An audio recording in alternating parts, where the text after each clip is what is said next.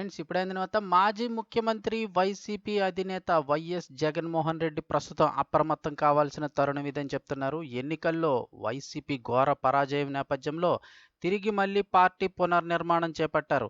ఇదైతే మంచి పరిణామం అనే చెప్తున్నారు. ఇదే సందర్భంలో నిజంగా పార్టీ కోసం క్షేత్రస్థాయిలో పనిచేసే నాయకులు ఎవరనే విషయాన్ని గుర్తించి వారికి తగిన ప్రాధాన్యం ఇస్తేనే మళ్ళీ తిరిగి పూర్వ వైభవం వస్తుందని అయితే చెప్తున్నారు.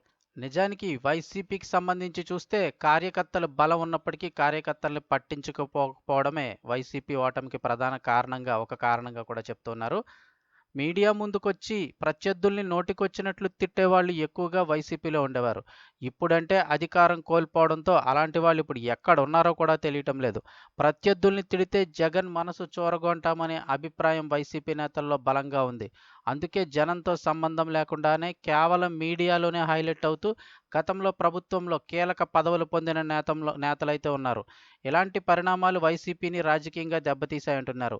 జనంతో సంబంధం లేకుండా పదవులు పొందిన నాయకులను చూసి ప్రజాదరణ ఉన్న నేతలందరూ వైసీపీకి దూరమయ్యారు. పనిచేసే వాళ్లకు వైసీపీలో ప్రాధాన్యత లేదని, అలాంటప్పుడు తామెందుకు కష్టపడాలనే నిరాశ, నిస్పృహలతో పార్టీకి దూరమైన నేతలు ఎందరో ఉన్నారు. ఇప్పటికైనా జగన్ శ్రేయస్సు కోరే నేతలు వైసీపీని బలోపేతం కోసం పనిచేసే నాయకులందరికీ పార్టీ పదవులు ఇవ్వాలి అంటున్నారు.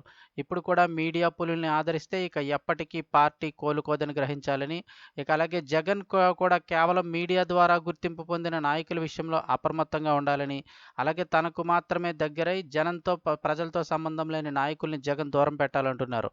నిత్యం జనంతో ఉంటేనే పార్టీలో సముచిత స్థానం ఉంటుందని జగన్ తేల్చి చెప్పాలి. ఇక అలాగే పార్టీని పునర్నిర్మిస్తున్న ప్రస్తుత తరుణంలోనైనా ఈ విషయాన్ని పరిగణలోకి తీసుకోవాల్సిన అవసరం ఎంతైనా ఉందనైతే చెప్తూ ఉన్నారు.